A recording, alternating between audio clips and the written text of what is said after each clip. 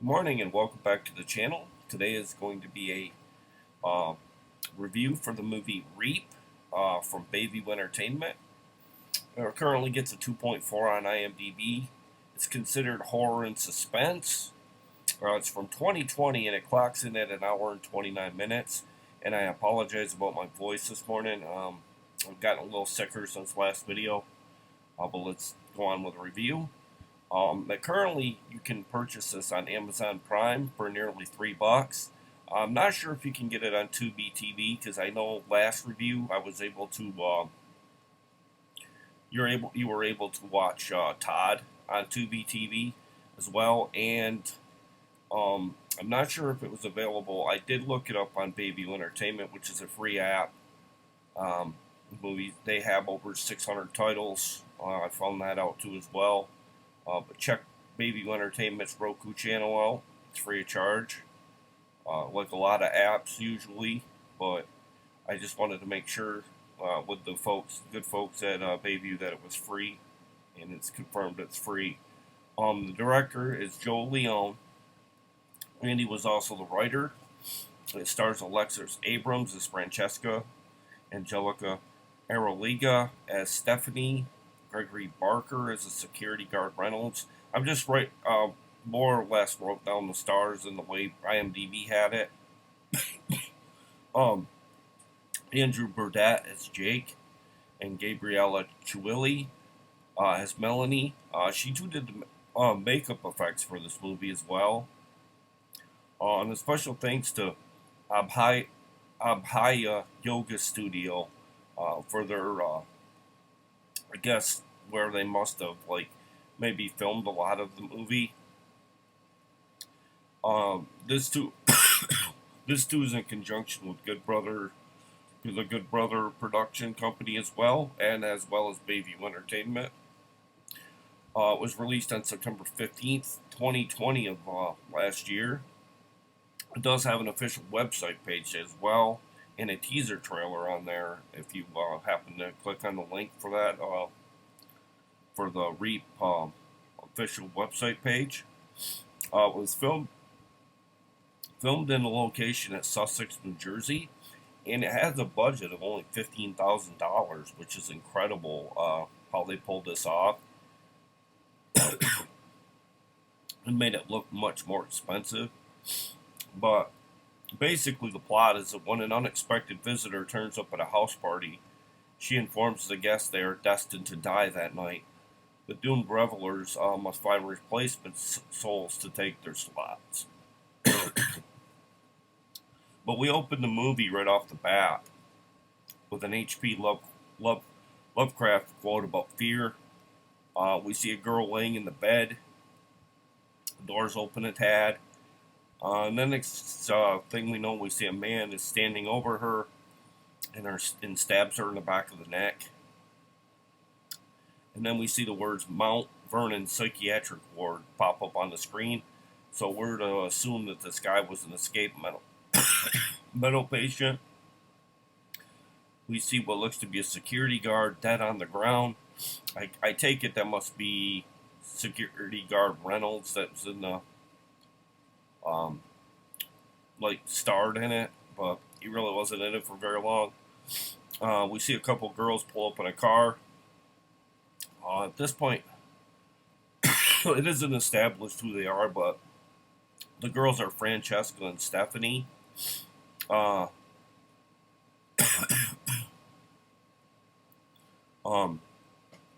need to get a cough drop. I'm sorry. I don't have one here. Oh, okay, I do have one. Sorry. I need something to keep my throat from tickling, and I apologize. I really shouldn't be even probably doing a video because I'm not feeling the greatest today. We see a couple girls pull up in a car, and it's Francesca and Stephanie, and they're going to a house party. I'm trying to think. Stephanie's the one that's more or less born again Christian, and she's really shy. So they both go in and start to take part in the festivities, and they start to have a little bit of fun. Although Stephanie's kind of a little timid. She doesn't really at least doesn't appears to not really like the party. We then see a girl who's getting high and is approached by I believe his name was Bradley. I'm not real sure because a lot of the names, unless you paid really really close attention, a lot of names for these characters were not really thrown around too well. So you had to kind of guess, like by going back later in the IMDb. That's one of my complaint. Only small miniature complaints about the movie is lack of uh, kind of like plugging their name throughout. Like there really wasn't a lot of name throwing out there. So I was kind of I mean, other than the main girls, I really was kind of confused on who was who. Maybe a couple guys I got to know after a while, but um, she's approached by Bradley, who wants to get high as well. She begins bragging about all different kinds of drugs her supplier, I think his name was Frisco, could get her. We then see a couple guys on a couch. I believe their names were Ern and Jake, and they're checking out the girl that is talking about the drugs. Uh, Jake is obviously crushing on her, making eyes at her, until his buddy Ern on the couch gets him out of his staring gaze, and they both kind of talk about what they plan on doing for the night at the party and getting hammered more or less. Then in walk the two girls, Stephanie and Francesca. Uh, they happen to catch the attention of the two guys on the couch. Stephanie and Francesca are their names, like I mentioned. Stephanie is overly shy, like I mentioned as well. The girls are then seen going to talk to the guy who wanted drugs in the beginning. They small talk, and Francesca leaves Stephanie to talk to Bradley, like she's kind of trying to set him up a little bit. It appears the place where they're holding the party is Rachel's parents' house. It's established at this point. It's obvious that Francesca is the more daring of the two girls because we see her off in the distance sniffing cocaine and getting high. And it seems like they go in the kitchen together. The three girls, Francesca, one of the other girls, I'm not real. I think it was maybe Stephanie. No, it wasn't Stephanie because she was talking to Bradley. Was another girl and Rachel, and they see a story about the town councilman who apparently is involved in a town scandal with some underage teenage girls. It's a big story in this movie, at least in their world. The girls are creeped out about how much of a pervert he is. Rachel then sees what they're looking at as well. She pokes fun at the story herself. Rachel is then shown making eyes at a guy with long hair, or Ern, if you will. They kind of secretly have a thing, but he has a girlfriend as well. We then see a girl get out of bed. So I don't know if they're trying to say the girl in the beginning that got stabbed in the back of the neck when that guy came to stab her set this all in motion. Now she's what is known as the undead girl. I think basically hell on earth was unleashed when this prisoner or psychopath escaped. It unleashed hell on earth for this particular house for the rest of the night. Let's see. But we see her get out of bed, and then she goes out to the street. Let's see. Okay, then we see Rachel and Ern with her secret little affair in an empty bedroom. He tries to take it a little further, but she tells him to go back to the party. So they go back to Rachel, the hostess for the party, goes back to it. Jake is then seen trying to dance with the two girls from behind, like they don't know what's going on, and they turn around and catch a glimpse of him doing it, and they just like kind of shun him off, like get out of here. So then he goes back and sits on the couch, and his friends start picking on him about Bradley starts picking on him about how he's not too smooth with the girls, and The conversation turns into what is going on in Jake's life right now, and that kind of thing. Then the conversation turns back to Jake, um, once again about his confidence with women, and his friend leaves him alone, and Jake friend and starts to Bradley. I got to get that name right. Bradley starts to get a text from someone. I take it's someone at home, I guess. They say later on who his name is. At this point, I had it written down because, like I said, the character development was kind of slow at this point for me because like you didn't really know too many names. Uh, Me, I like my names right off the bat. Like I like a line like "Who are you now? What's your name?" or something like that. But we didn't really get that character development right off. The girl was talking to him about the girl that was talking to Bradley earlier in the film asked him if he's okay because she sees these texts have him a little off kilter. He assures her that he's just checking in with his family, but something seems a little off with Bradley's story, like he's intimidated, or it's revealed later on why. Then Rachel gathers up the group and she asks the group if they all want to partake in a game. So they all gather around her and they're all curious about the game. They begin to joke about the nature of the game, the typical party humor kind of jokes, like, is this a sex game? Or, they're kind of playing it off. But she tells them a couple of witches have infiltrated their peaceful village, which is their party. And they are the villagers. And they basically, two members are chosen to be the witches. And once they are accused, they must defend themselves to the group or the town. Rachel then tells them to lower their heads, and she tells them once she says the night has fallen, now she must pick who are the witches amongst the friends. And they do pick a couple, and they kind of like downplay being picked, and the game kind of goes south at that point because the girl that got stabbed in the neck just randomly shows up and walks in their door. Uh, well, not yet, but is about to. Because we see our undead girl has killed a guy in the neighborhood that was sleeping while watching TV on the couch, and she stabs him in the neck. She leaves his house. You can tell she's obviously possessed at this point. She's walking funny. She's kind of cracking her neck in and out of place. Like I mentioned, Rachel is then proceeding with the game, leaving the group to physically pick out who among them is a witch in the game. The group accused Ern of being the one. And like I said, this is where I said that they picked a couple people, and he says that's okay because he has to go anyways. He has to pick up his girlfriend, even though he kind of has a thing for Rachel. And he says later to the partiers, the game seems to be irritating a few of the members of the group. Francesca votes Jake as the witch.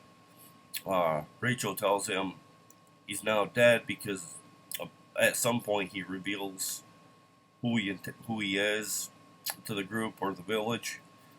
And because he did that, he's dead, more or less. That's a part of the rules, I guess. If you reveal to the group who you truly are, you're eliminated.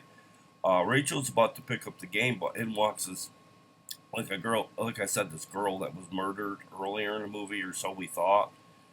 The one that had killed the guy on the couch.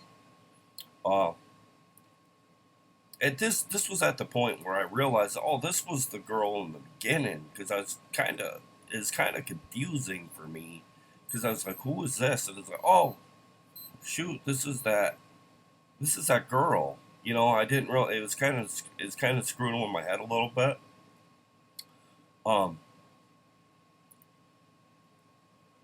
So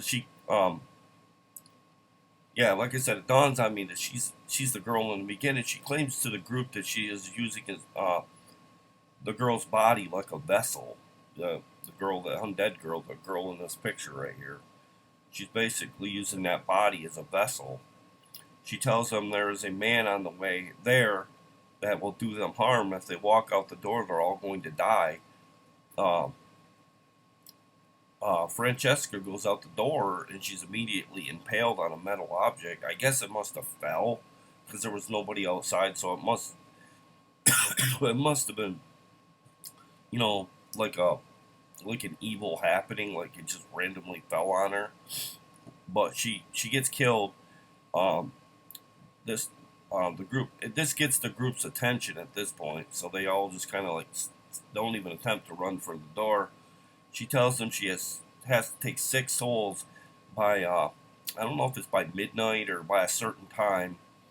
She goes, but now I need 5 because obviously Francesca died. Basically, they have to take a life to save their own, or they die. Jake asks her why she's picking them on this night, and she kind of speaks in riddle with her purpose, calling it a need or a desire, like a virus. You have to take a life to replace a life. That's basically the whole thing with this movie. It's a take a life, replace a life kind of scenario. She's obviously not of this earth, at least in the form she's in this vessel. The group thinks it's all made up. Jake wants to kill her, but you can't really kill someone that is already dead. It looks like a member of the group wants to stand up to her, as they think this is all surreal. Um, Another girl tries to go out a door and nearly gets uh, crushed by fallen debris, like trees. So I don't know if this is like like a otherworldly. No, I don't mean like UFO, but I mean like demonisk happenings, like you can make trees fall on people, kind of thing. Like kind of almost like a warlock kind of thing. But it nearly falls on her and nearly crushes her. Jake and his friends seek out the undead girl who's still in the house. Jake at one point tries to sneak up behind her with a fireplace poker, and he shoves it right through her. And she has little to no reaction to this, and you know that she's not humanistic if you shove that right completely through her. Uh, and then they just kind of like downplay it. She doesn't even get mad about it. Jake comes up with a plan. If they provide her with souls, uh, maybe they could take people in the world that the world wouldn't miss so much. Like scumbaggy people. Like people that do evil things to people and molesters and things like that. She tells the group, it doesn't matter. The clock's ticking. You need to appease her desire for the souls, or it'll be their own. What their souls would be hers. So they start to think of someone they could give to her. So they go with this guy named Hank. Turns out it's Bradley's. I don't know if it's his stepfather or his mother's boyfriend, but he's abusive to Bradley's mother and brother, and he's a real scumbag. So they devise a plan for Hank to show up there. They tell him they got this big, I don't know if they said like a big poker game going on at the party, and he's a bit of a gambler. So he shows up, he takes the call, and he's on his way over to where they are. Seems like Hank, like I said, hurts Bradley's mom and brother a lot physically. Hank shows up. The group subdue Hank enough for him to get smashed across the head with an object. I think it looked like a aluminum baseball bat that Bradley strikes him with, and it kills him instantly. Uh, and then it shows the man that's on his way over, that the she demon here is promising um, that is on the way to kill them all. He's taking out a guy on his way to where they are, that's on an evening stroll, taking his dog, I guess, to the bathroom or for a walk. they're thinking of another person to take out for the undead girl, and they can't think of anyone after Hank that is lying dead on the floor. We then see Ern arrive to his girlfriend's, but he turns around and tells her that he left his phone book at the party, so he goes back. Um, they have their next victim. They come up with the councilman that I mentioned earlier that's going after teenage girls. So they send him I guess they like a few of his pics on his I don't know if on his like Twitter account. So they contact him, and he sees this, and he immediately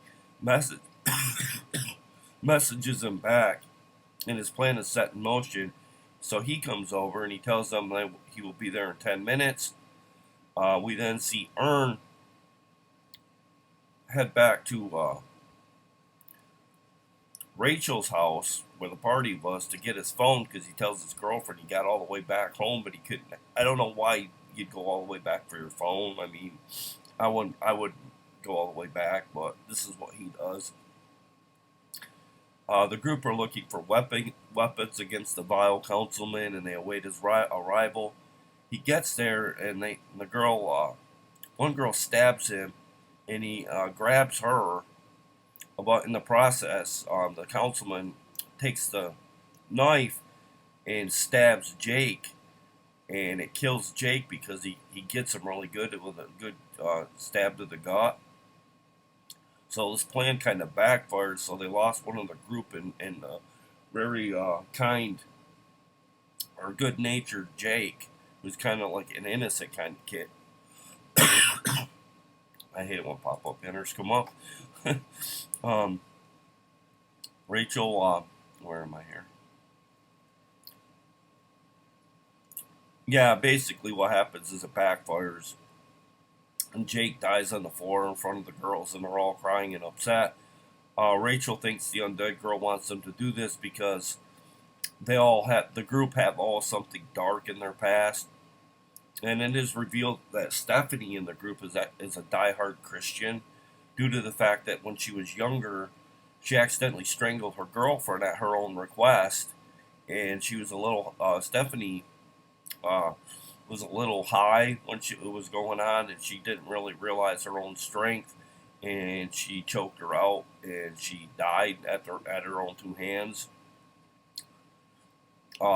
She panicked, and she left, but she was never caught, and I guess they must have just chalked it up to an overdose, and she's had to live with that, so she devotes her life to God. The next scene we see Ern is seen pulling over, fixing his car. Kind of a random scene, but it's necessary because it's the guy that's on the way to the house to kill the group.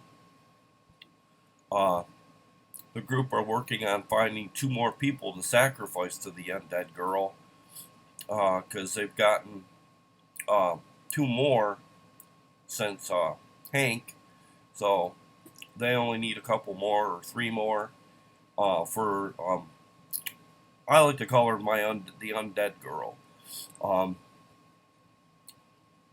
They need to get a couple more sacrifices for the undead girl.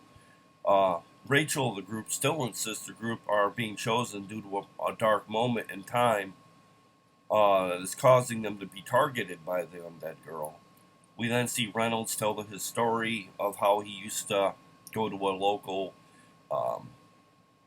not Reynolds, Bradley. I don't know why I keep getting that mixed up. Because Reynolds looks a lot like Bradley did in this movie, like in the IMDb, like biopic of the actor. He apparently tells the group his bad deed was he went into a store and he stole like some food items for his mom and his brother because they were destitute. They had no money, and the deli manager, the store owner, catches him stealing, and he all but catches him going out the door. But I don't know if he Bradley pushes him down, and when he falls, he hurts something in his neck. And from what I gathered, he paralyzed him, and he's had to live with that ever since. Because I mean, if he wouldn't have been in there stealing, this guy would have been, up walking around normally. Uh, and he's had to live with that ever since. That's what he feels is his bad deed. Uh, but he did have to get food for his family, and I totally get that part at least. But per se, Bradley is a nice guy in this. He's not a criminal by any means. I mean, you have to do what you have to do to support your family sometimes, even if it means breaking the law. Um, I mean, within reason, not killing people or anything. But another girl in the group tells us a story, and the subject is brought up of a new drug. She tells this story. She's the kind of one that brings the drugs to the party kind of girl. She starts to tell the friends that are at the party. Uh, she's reflecting on what happened to her that was negative, that would be considered as dark. Uh, she's with a guy and a girl. I take it they're like not really friends, but they're like acquaintances that they just kind of hang out occasionally or for a first time. And the one girl mentions to our drug dealer, well, not really our bona fide drug dealer. Uh, do you have that drug that is really powerful or something? And she's like, I do. Let me get it. And she gives it to the guy and the girl. And the girl gets really sick, as does the guy. But it kills the guy, and it nearly kills the girl as well. Um, our drug pusher here boards the bus and never went back. She later found out that the girl was fine, but the guy had died, and she kind of tried to shun that out of her life forever, but it still kind of is always there. Uh, and she decides that her next victim for the undead girls, for her to get a soul, should be this girl's drug dealer, Frisco.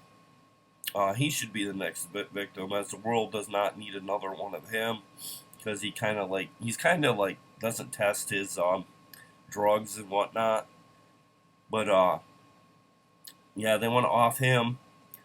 Uh, some time passes and the door opens, and the drug dealer girl here thinks that Frisco is coming through the door, but it turns out it's Ern, and he's obviously back there to get his phone, and she freaks out and she chops Ern in the back. So here's an unexpected victim, or a soul for our undead girl. She kills Ern, and now our undead girl only needs like one more soul. And at this point, it's established they only have 12 minutes left to find one last victim or soul. And then I don't know if she would get the rest of their souls, because I don't know, it isn't really established, but I would assume she would at least pick somebody to have her sixth soul. The undead girl seems to know something bad about Rachel, our lady that's hosting this party. It seems she was in a competition with another student. The two were in college together, and they're the only two up for a scholarship. So Rachel really wanted this scholarship back in college so bad that she more or less hires someone to roofie her competition. So what she does in the process, she grabs the girl's laptop that contains her thesis for to probably more than likely seal the scholarship for her, because she's like, you can tell she's a little bit more on the more intelligent side than Rachel. Like, she's a little bit more professional acting. So she obviously thought the girl was going to beat her in her thesis. So she takes her laptop and tells the guy she hired to get rid of the evidence. And due to that, Rachel wins her scholarship. Really underhanded thing she did. But she does get the scholarship. But in the process, it's revealed that the girl that she's in competition with becomes so irate and upset that she didn't get the scholarship and how her laptop was taken and everything, it sent her into another downward spiral, and she becomes so distraught that she ended up slitting her wrist in a bathtub and killed herself. And Rachel has had to live with that the entire time since her college days. Kind of bittersweet, in a sense, because it's like, yeah, you won, but you cost somebody their life because of something foolish. She should have just maybe not worried about the scholarship at that point. But it turns out the undead girl in this on the cover has been playing them for fools the entire time. She established she's a fallen angel, the devil, more or less. She more or less convinced them to commit the crimes just so that they will all be damned forever, and that their souls will be hers because they are killing people, which is considered evil. So now they're kind of like, prone to getting their souls taken already. Uh, Man, at the beginning of the that she keeps that undead girl keeps telling is going to show up and try to kill them all. Shows up and he just comes in and he stabs Bradley pretty deep and kills him instantly. Uh, and then he kills a girl, the girl drug dealer, by squeezing her skull and crushing her head. And then we see he's after Rachel, but she gets him when he goes up the set of stairs. I believe she stabs him in the neck and kills him. So that leaves Rachel and Stephanie of the group only left. But then we see Stephanie pop up behind Rachel, and she slits Rachel's throat, which is a total swerve. It's shown that not Rachel, but Stephanie refers to the undead girl as her master. So I don't know if this was kind of like a plan all along. But anyway, it appears that Stephanie was a member of the Church of Satan. And not really religious like she made people believe. And it shows her in a flashback smothering a patient. I guess it must have worked in like an old retirement home. But it shows her smothering a patient. She says after she kills the patient, she kind of looks up and says, "This was for you." Like she was I guess taking a soul for like the evil realm. And an unexpected thing happens as Stephanie goes to go outside after she leaves the party.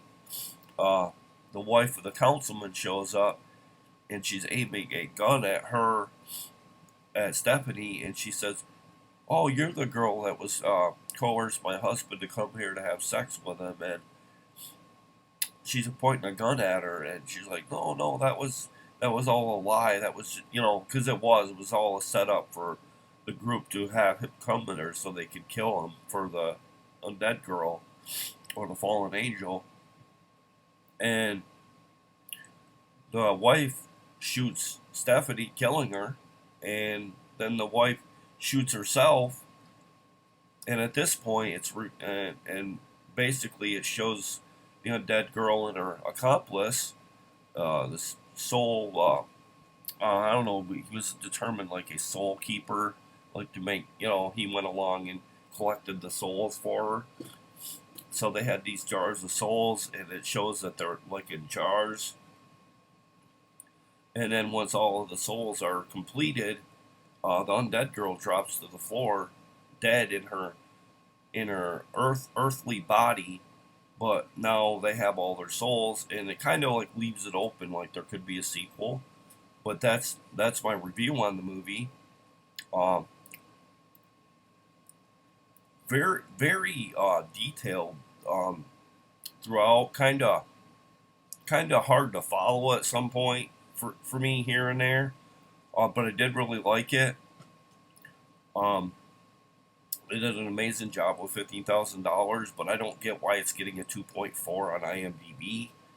Um, I didn't like this one quite as good as Todd, but I did like it. That was my last review, Todd. But it was a pretty fun little film. But yeah, that's my review, and I hope you enjoyed it. I hope you have a good Wednesday, and be sure to check out Bayview Entertainment and give them, like, share, and subscribe to their channel um, on YouTube, and you can check them out on Instagram, Twitter, Facebook. And I'd like to thank you for tuning in for this review. Have a good day, and I'll be back again.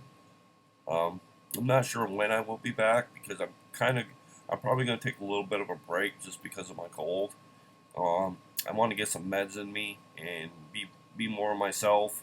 But that's my review. Have a good day, and I'll see you again, guys. Later. Bye.